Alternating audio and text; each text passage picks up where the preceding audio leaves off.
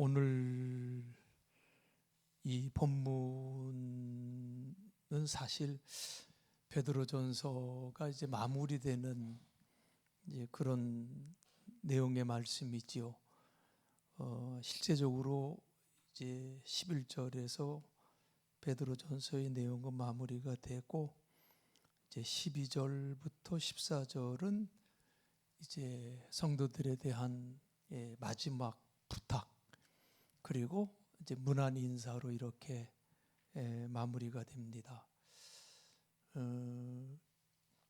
여러분은 어떠셨는지 모르겠지만 저는 이 베드로전서를 이렇게 깊이 묵상하면서 이 안에서 디아스포라 크리스찬들의 삶이 어떠했었나 이걸 참 관심을 갖고 보았습니다.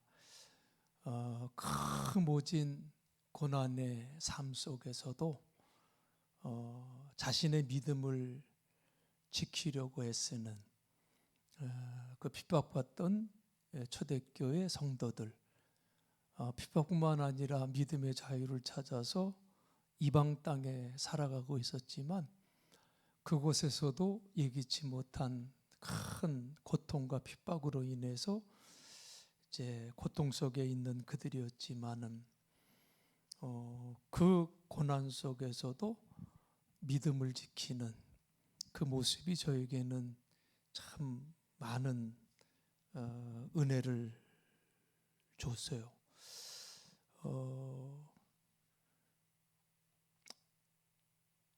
여러분들도 많은 은혜가 있기를 기대하면서 설교를 준비했습니다마는 모르겠어요. 아무튼 저는 베드로전서를 통해서 많은 은혜 받았는데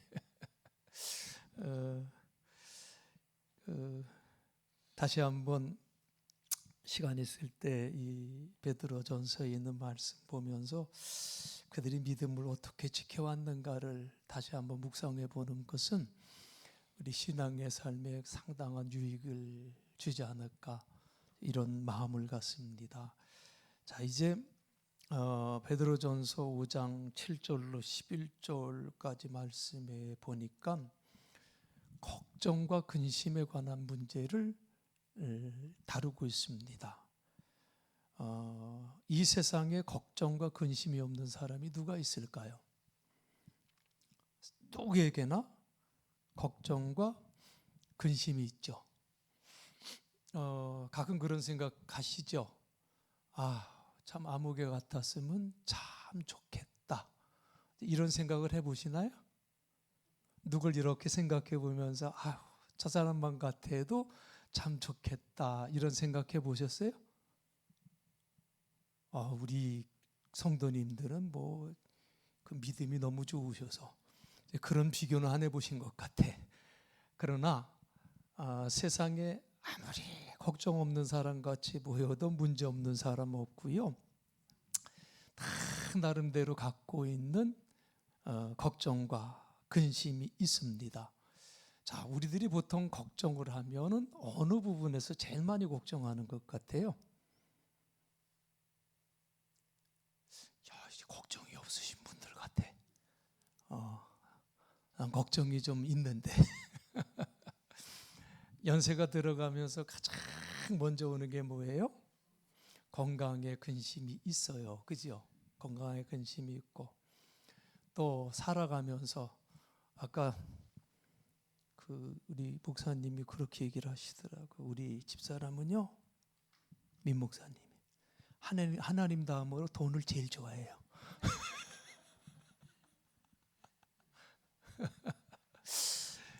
우리가 살아가면서 경제적인 문제, 돈이라고 하는 건 중립적인 거라고 그랬잖아요. 좋은 것도 아니고 나쁜 것도 아니고 선하게 쓰여지면 좋은 거, 나쁘게 쓰여지면 나쁜 거, 그죠? 그렇지만 그것도 이 재화라고 하는 것도 분명히 하나님이 허락해 주신 거기 때문에 그걸 죄악시할 필요는 없어요. 그렇죠? 그걸 통해서 얼마든지 이거 비싼 건데 이게 떨어졌네.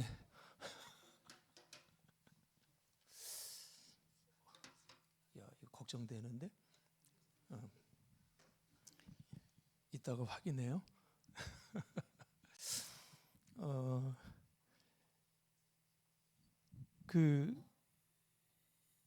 우리가 선한 목적을 갖고 우리가 돈을 많이 벌어야 돼요. 그죠? 웨슬리가 그랬잖아요. 여러분 열심히 일하십시오. 그러니까 모인 사람들이 아멘 그랬대요. 여러분 열심히 일하셔서 열심히 돈을 많이 버십시오 그랬더니 아멘 그랬대요. 세 번째, 열심히 번 돈을 좋은 데 다 쓰십시오 그랬더니 하나도 아멘을 안 했대요. 그러니까 돈이라고 하는 것 여러분 좋아한다고 해서 그게 나쁜 건 아니요. 나쁘게 쓰여지는 게 나쁜 거지, 그죠? 자, 그런데 의외로 많은 분들이 이 문제에 근심이 많아요. 그렇죠?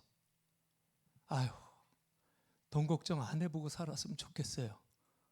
이런 분들이 참 많아요. 경제적인 문제로. 어떤 분은 자녀의 문제로. 그래서 저걸 내가 왜 낳나. 이런 부모도 다 봤어요. 우리 어머니는 10손가락 깨물어서 하나 쁜 손가락 어딨냐 그랬던 분인데 어떤 엄마는 자식길 내가 왜 낳는지 모르겠다고 이런 분도 내가 봤어요. 하도 속을 썩이니까. 또 어떤 분은 뭐 때문에 또 근심을 해요? 같이 사는데 저게 왼수요. 같이 사는데 왼수요. 그죠? 의외로 부부관계의 문제로 인해서 근심이 많은 분들이 굉장히 많아요. 뭐 인간관계에서 생기는 문제, 생의 의욕을 잃어버려서 감당할 수 없는 어려움 만나서 학업의 문제로, 직장의 문제로, 계획했던 일이 어떻게 잘 될 건가 안 될 건가 이런 거.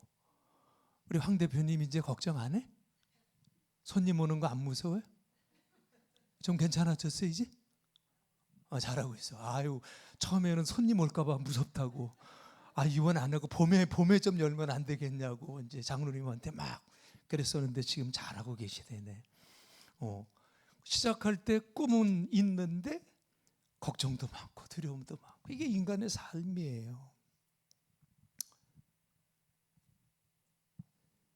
자, 누구에게나 있는 걱정이고 근심인데 성경은 이 걱정과 근심의 문제를 아주 심각하게 다루고 있다는 거예요. 무엇보다도 예수님께서 마태복음 6장 30절에서 말씀하시기를 오늘 있다가 내일 아궁이에 던져지는 들풀도 하나님이 이렇게 입히시거든 하물며 너희 일까 보냐?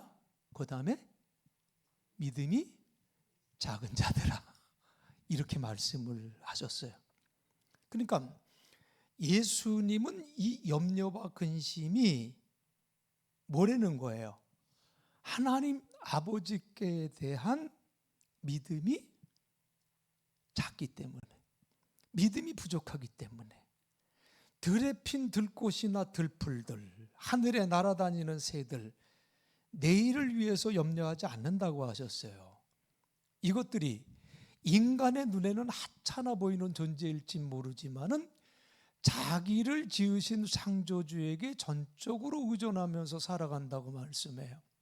그런데 사람은 이것보다 훨씬 더 귀한 존재예요. 왜 인간이 다른 모든 피조물보다 귀한 존재라고 얘기를 해요? 인간은 뭐를 따라서? 하나님의 형상을 따라서. 그렇죠? 하나님의 형상을 따라서 태어난 존재들이기 때문에 이 세상의 어떤 피조물보다 귀한 존재예요. 그런데 그럼에도 불구하고 사람들은 창조주 하나님께서 필요한 것들을 공급해 주신다고 하는 믿음이 있다는 거예요, 없다는 거예요? 이 믿음이 작되는 거예요. 이 믿음이 작되는 거예요. 이 믿음이 작으니까 당연히 그 뒤에 뭐가 따라와요? 염려와 근심이 따라오게 돼 있다. 그렇게 말씀을 하는 거예요. 어떻게 이 말씀에 동의하시나요? 응? 동의하시나요? 다시 우리가 또 2000년 전으로 돌아가서 디아스포라 크리스찬들을 한번 여러분 생각해 보세요. 제가 지난 시간에도 말씀을 드렸지만 이 디아스포라 크리스찬들, 그 소아시아 지역에 살고 있었던, 이방 땅에 살고 있었던 이 크리스찬들, 이 사람들이 특별한 인간이었을까요? 아니었을까요? 지난 시간에 말씀드린 대로 그들도 똑같은, 우리와 똑같은 사람들이, 웬만한 일에도 믿음이 흔들리지 않는 그런 사람들은 아니었었어요. 작은 일에도 믿음이 흔들리고 불안한 사람, 오늘 우리들과 다름없는 사람들이었다는 거예요. 그러니 이 사람들에게도 왜 염려가 없었겠으며 왜 이 사람들에게도 근심이 없었겠습니까? 이들도 우리와 똑같은 걱정이 있었고, 더 나아가서는 하루하루의 생계를 걱정해야 되고, 더 나아가서는 혹시 우리가 언제 붙잡혀서 끌려갈지 모르는 그 죽음의 공포 앞에 그대로 노출된 삶을 살았던 사람이에요. 그런데 이런 사람들에게 오늘 베드로가 본문 7절에서 뭐라고 말씀을 하는 거예요? 이 사람들에게 너희 염려를 다 주께 맡기라. 왜요? 이는 그가 너희를 돌보심이라. 이렇게 말씀을 주는 거예요. 모든 걱정과 근심을 하나님께 맡겨라. 왜냐하면 하나님께서 너희의 모든 것을 돌보시고 계시기 때문이다라고 말씀을 주고 있어요. 자, 지금 이 베드로가 이 디아스포라 크리스찬들에게 들려줬던 이 말씀을 한번 생각해 보세요. 누구의 말을 그대로 전하고 있는 거예요? 누구의 말을 그대로 반복하는 거예요? 예수님의 말씀이잖아요. 예수님의 말씀을 베드로가 그냥 그대로 반복하고 있는 거예요. 하나님께서 여러분을 돌보고 계신다. 하나님은 결코 멀리 계시지 않는다. 여러분이 염려하고 걱정하는 그 현장에 하나님께서 계신다. 여러분이 불안해하는 그 현장에 하나님이 계신다는 거예요. 그렇기 때문에 여러분, 우리는 지금 베드로가 그 편지 속에서 말하고 있는 그 믿음을 갖고 있는 거예요. 그들과 똑같은 믿음을 갖고 있는 거예요. 2000년이 지났으니까 그때 하나님과 지금의 하나님이 다르냐? 그건 아니잖아요. 성경 속에 나오는 하나님과 지금 여러분이 믿고 있는 하나님이 다르지 않다는 거예요. 그래서 이 말씀을 히브리서 13장 8절에서 예수 그리스도는 어제나 오늘이나 영원토록 어떤 분이라고 그랬어요? 동일하시니라. 그죠? 동일하신 분이라고 그랬어요. 아브라함이 믿었던 하나님, 어떤 하나님이에요? 불가능한 것을 가능하게 했던 하나님이에요. 그래서 이 하나님을 믿었던 아브라함이 100세의 아들을 낳았지요. 그러면 모세가 믿었던 하나님은 어떤 하나님이에요? 삶의 매 순간순간마다 구체적으로 함께 하셔서 인도하시는 하나님, 모세에게 역사하셨던 하나님, 그의 손에 들고 있던 지팡이는 하나님께서 함께 하신다는 증거였었어요. 그렇죠? 아무것도 없는 광야에서도 하나님은 낮에는 구름 기둥으로 밤에는 불 기둥으로 자기 백성을 인도해 주셨다는 거죠. 그러면 사도 바울이 믿었던 하나님은 어떤 하나님이십니까? 약속한 것을 신실하게 지키시는 하나님이었다는 것이 바울의 믿음이에요. 사도행전 23장 11절에 보면 그날 밤에 주께서 바울 곁에 서서 이르시되 담대하라. 내가 예루살렘에서 나의 일을 증언한 것 같이 로마에서도 증언하여야 하리라 하시니라. 무슨 말입니까? 감옥에 갇혔어요. 예루살렘에 올라가서. 그런데 그 바울에게 우리 주님께서 용기를 내라. 내가 예루살렘에서 나를 증거한 것과 같이 너는 로마에서도 나를 증거하게 될 것이다. 이렇게 말씀하신 하나님은 그때까지 바울의 모든 환난을 지켜주셨던 하나님이에요. 그렇죠? 그러면 종교개혁자 마르틴 루터가 믿었던 하나님은 어떤 하나님이셨느냐? 루터가 믿었던 하나님은요, 모든 근심과 걱정을 맡아주시는 하나님이셨다. 이 하나님을 믿었던 루터는 그가 종교개혁을 실시하려고 할 때 얼마나 엄청난 압박을 받았을까요? 그냥 그 루터를 가만 안 두겠다, 죽이겠다, 그러니 네가 지금 하는 그 주장을 철회하라고 하는 엄청난 압박이 있었지만 그 압박 속에서도 하나님께 모든 것을 맡기고 그는 편한 밤을 보낼 수 있었던 사람이었다는 거예요. 그러니까 문제가 뭐냐? 결국 걱정과 근심과 염려라고 하는 문제 앞에서 내가 하나님의 자녀라고 하는 믿음이 나에게 얼마나 있느냐? 나는 누구라고요? 나는 하나님의 자녀다 말이요. 나는 하나님의 자녀다. 응? 여러분, 부모들에게는 자녀에 대한 책임 갖고 있잖아요. 적어도 자랄 때까지는 보살펴 줘야 돼. 마찬가지로 하나님은 그의 자녀를 돌보신다는 거예요. 베드로가 이 사실을 잘 알고 있었기 때문에 오늘 본문 7절에서 모든 걱정과 근심을 하나님께 맡기라 말씀하셨어요.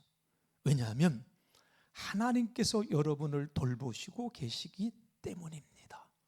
아멘. 그래요. 여러분, 우리가 성경을 읽다가 이렇게 쭉 봐왔던 말씀인데도 어느 순간에 참 그 말씀이 나한테 확 이렇게 박히는 말씀들이 있잖아요. 그죠? 알던 말씀인데도 나에게 이렇게 은혜가 되는 그런 경험들을 우리가 성경을 보면서 경험을 하는데, 최근에 제가 이렇게 가슴에 쿵 하고 와서 박힌 말씀이 시편 33편 12절의 말씀이에요. 시편 33편 12절에 보면 여호와를 자기 하나님으로 삼은 나라 곧 하나님의 기업으로 선택된 백성은 뭐가 있대요? 복이 있도다. 복이 있도다. 다윗이 시편 144편 15절에도 이와 같은 말을 했는데, 이러한 백성은 복이 있나니 여호와를 자기 하나님으로 삼는 백성은 복이 있도다. 누가 복이 있어요? 누가 복이 있어요? 하나님을 자기 하나님으로, 여호와를 나의 하나님으로 삼는 백성이 복이 있다는 거예요. 여러분, 이 말씀이 왜 와서 가슴에 팍 박히는가 생각해 봤더니 이게 엄청난 말씀이에요.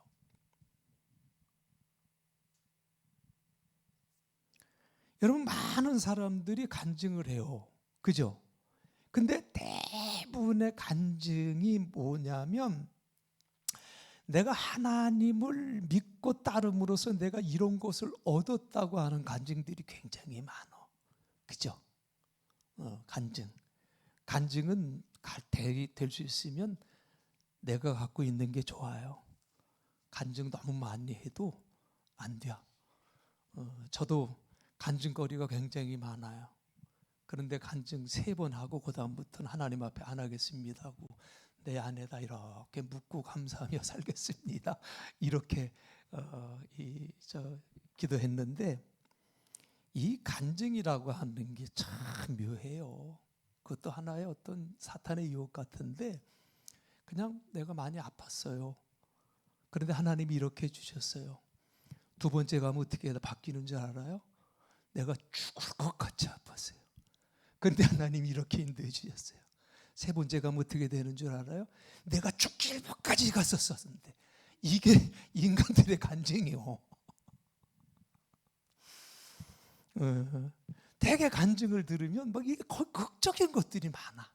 그래가지고 그냥 막 그걸 듣는 사람들은 은혜 받는 게 아니라 기가 죽어.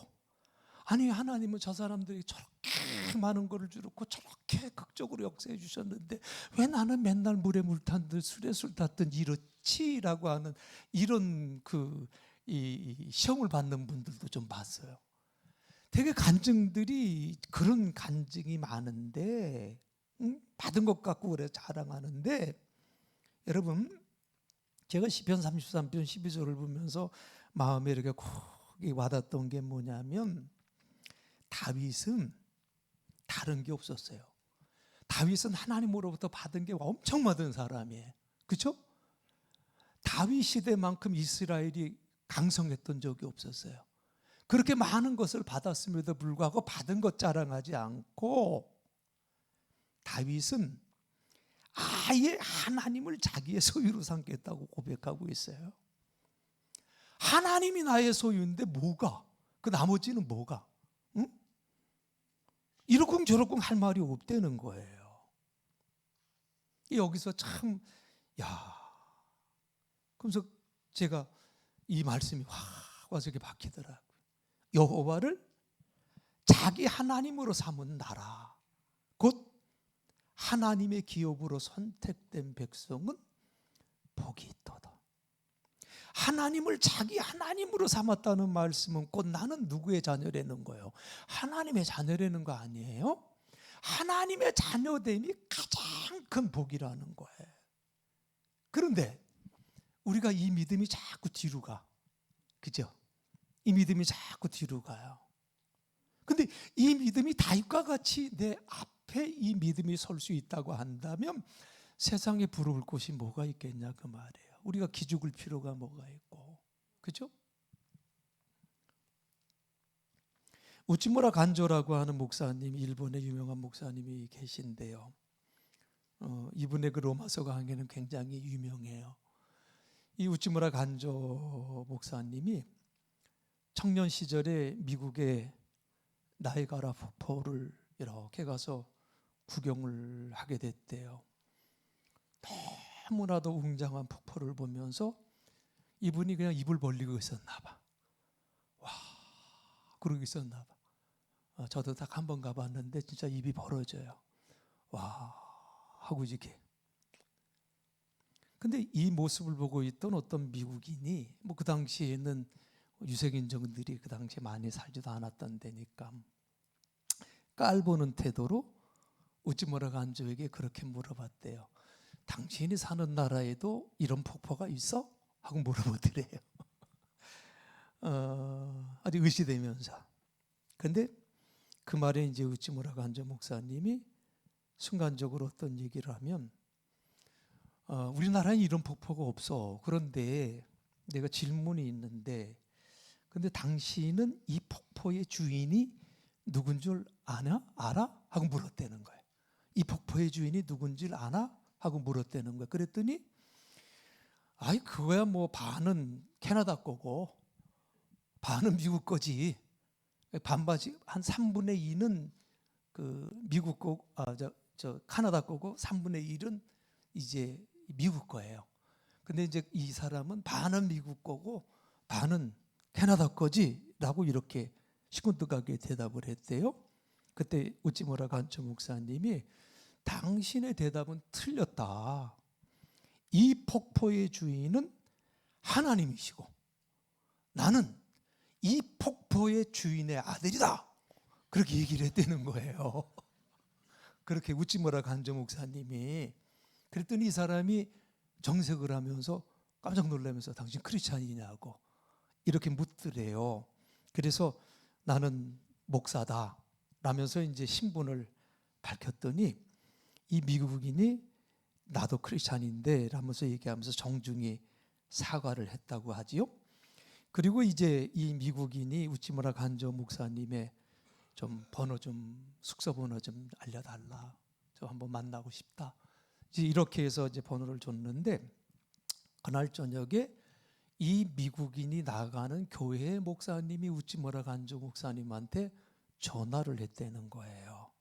그러면서 hello 그러고 난 다음에 Are you the son of the owner of 나이가라 폴스? 이렇게 물었대.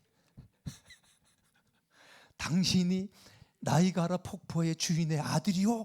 라고 그 목사님이 그렇게 이제 물었대는 거예요.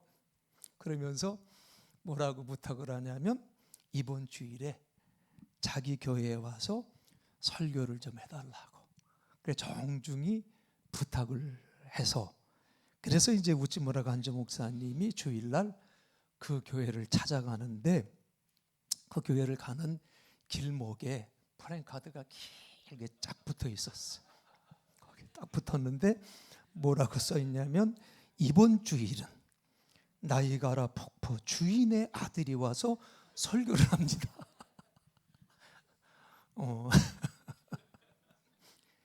그러니 동네 사람들이 얼마나 궁금했겠어요. 그날 그냥 교회가 꽉 찼대.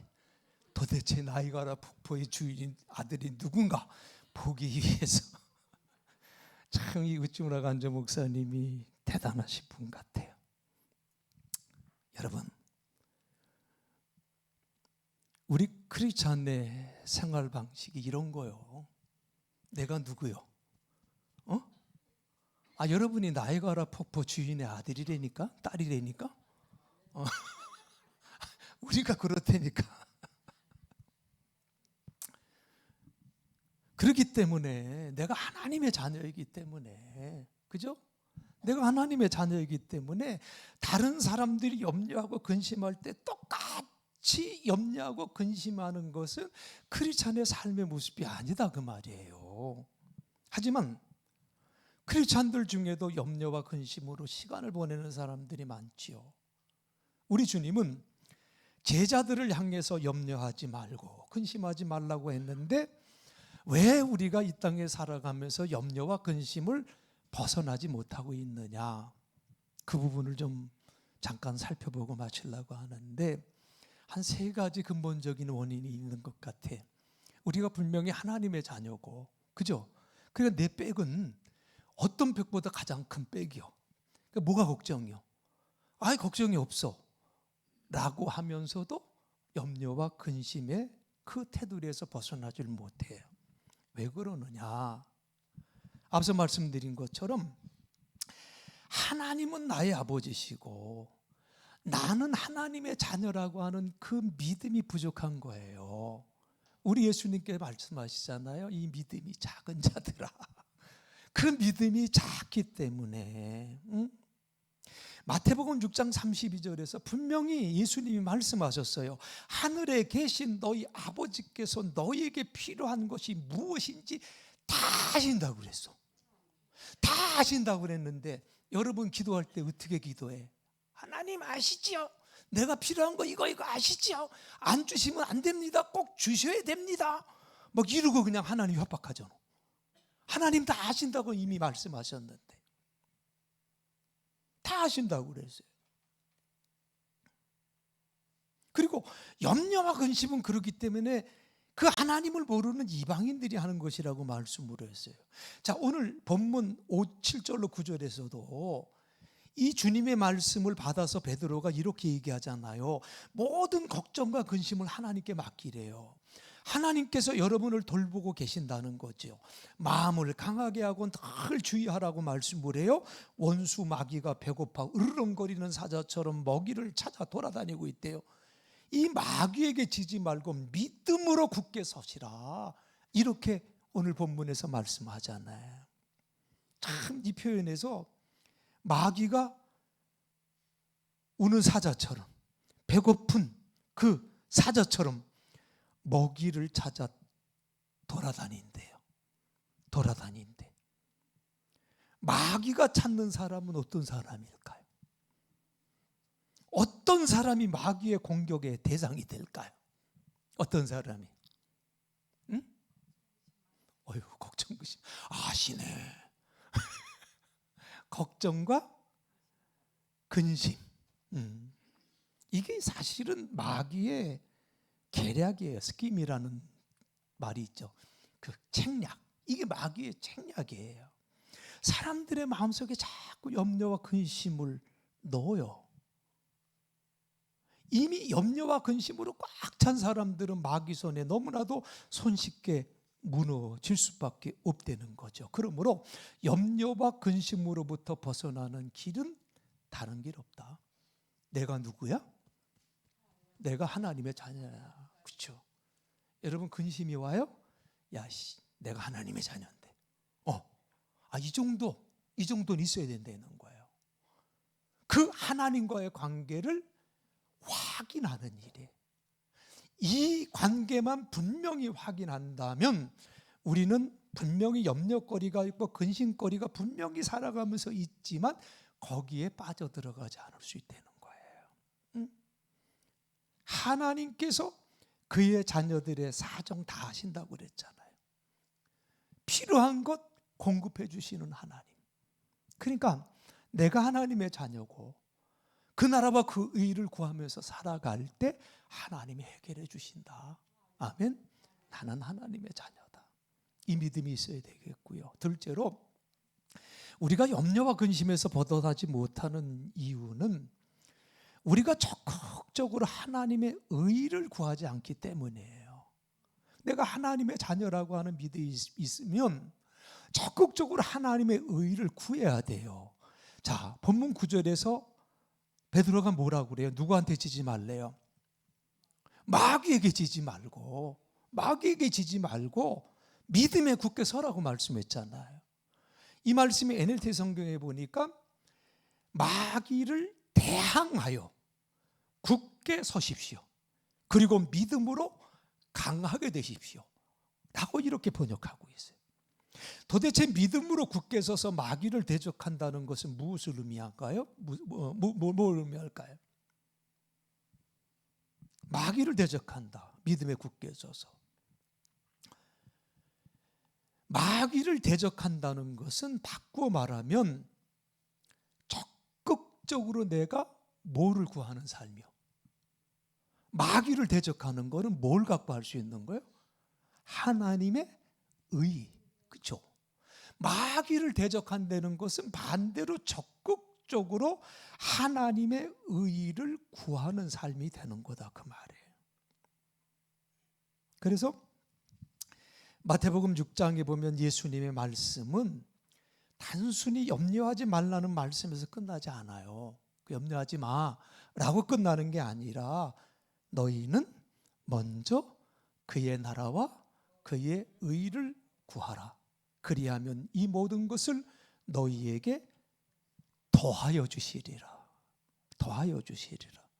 예수님께서 이렇게 말씀하신 이유는 적극적으로 하나님의 나라와 의를 구하는 삶이야말로 우리가 염려와 근심으로부터 벗어나고 이길 수 있는 길이라고 하는 것을 말씀해 주는 거예요. 하나님의 의 열심히 구하지 않으면 우리 마음에 마귀가 뭘 갖다 심어준다고요? 염려와 근심을 심어줘요. 하지만 적극적으로 하나님 나라와 의를 구하는 사람에게는 세상의 염려와 근심이 들어올 자리가 없다. 아멘? 없다. 그렇죠?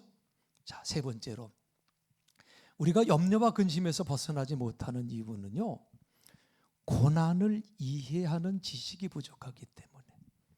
고난을 이해하는 지식이 부족하기 때문에. 자, 오늘 본문 10절에서 베드로가 뭐라고 전하고 있습니까? 본문 10절에서 보면 모든 은혜의 하나님 곧 그리스도 안에서 너희를 부르사 자기의 영원한 영광에 들어가게 하신 이가 잠깐 고난을 당한 너희를 친히 온전하게 하시며 굳건하게 하시며 강하게 하시며 터를 견고하게 하시리라. 자기의 영원한 영광에 들어가게 하신 이가 잠깐 고난 당한 너희를 친히 온전하게 하시며 굳건하게 하시며 강하게 하시며 터를 견고하게 해주신다고 말씀을 하셨어요. 힘든 고난은 잠시 동안이라는 거예요. 그게 영원한 게 아니라는 거예요. 그리고 그 후에 하나님께서는 모든 것을 바르게 세우신다고 말씀해 주고 계세요. 이 말씀을 NLT 영어 성경에 보면 이렇게 번역을 했는데 우리가 잠깐 동안 힘들어할 수 있습니다. 하지만 하나님께서 우리를 금방 회복시켜 주시고 후원해 주시고 힘을 주실 것입니다. 그리고 우리를 다시 넘어지지 않도록 굳게 세워줄 것입니다. 저는 여기서 a little while이라고 하는 잠깐 동안이라고 하는 이 말이 참 눈에 들어와요. 잠깐 동안. 잠깐 동안. 우리가 어려움을 겪는 시간이 얼마가 되었든지 간에 하나님께서는 우리를 다시는 무너지지 않는 튼튼한 기초 위에 세워주실 영원한 시간에 비하면 그 시간은 잠깐 동안, 잠깐에 지나지 않는 시간이라는 거예요. 성경에는 분명히 이렇게 나와 있지만 우리는 고난에 대한 이해력이 부족하기 때문에 이 잠깐 동안의 고난에 우리는 힘들어하고 이 잠깐 동안의 고난에 우리는 절망할 때가 있어요. 그런데 여러분, 지금 이 베드로의 편지를 읽고 있는 디아스포라 크리스찬들의 삶의 모습을 한번 상상해 보세요. 한번 상상해 보세요. 저는 그냥 여러분들 그냥 지금부터라도 한 달에 5만 원씩이든지 10만 원씩이든지 이렇게 한 2년만 모아서 한 2, 3년만 모아서 성지를 꼭 한번 갔다 왔으면 좋겠어요. 이스라엘하고 터키, 소아시아 지방 가파도키아 부분 쪽에서 한번 가서 이분들 이 디아스포라 크리스찬들이 직접 그 대림구유라고 하는 그 지하 세계에서 살았던 그 장소들을 한번 이렇게 한번 돌아봤으면 어떨까? 정말 이게 이 말씀이 와닿는 게 달라요. 야, 여기서 어떻게 살아갈 수 있을까? 여기서 한두 달도 아니고 그 몇십 년 동안 여기서 어떻게 이런 삶을 살아갈 수가 있었을까? 분명히 그 베드로의 편지를 읽고 있던 디아스포라 크리스찬들이 그 지하의 세계 속에서 지금의 이 고난이 과연 언제 끝이 날까? 이런 생각 안 했겠습니까? 이 고난이 도대체 어느 때 끝이 날까?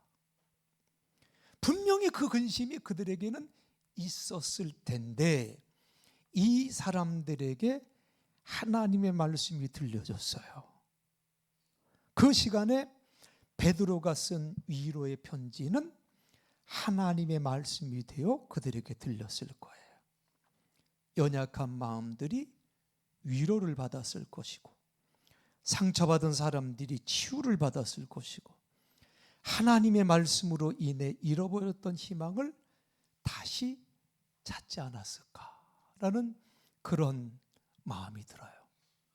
자, 똑같은 말씀이 이 2000년 전에 그 지하 세계에서 어두컴컴한 그곳에서 들려졌던 이 말씀이 오늘을 살아가는 저와 여러분에게도 똑같이 이 말씀이 지금 전해지고 있습니다. 염려와 근심으로부터 벗어난 우리의 심령들이 새로워지는 하나님의 창조 역사가 우리에게 일어나야 될 것 같아요. 아멘? 그래요. 염려와 근심과 걱정 이제 벗어버리고 뭐 구하자고요? 하나님의 의를 구하자. 하나님의 의를 구하면서 여러분 승리하는 삶을 살아가자. 베드로 사도가 마지막으로 이 디아스포라 크리스찬들에게 주시는 말씀이에요. 말씀 마음에 새기고 여러분들 삶 속에서 승리하는 복된 삶 사시길 주의 이름으로 축원합니다. 우리 365장 우리 찬송하시고 그리고 다 같이 통성으로 하나님 앞에 기도하는 시간 갖겠습니다.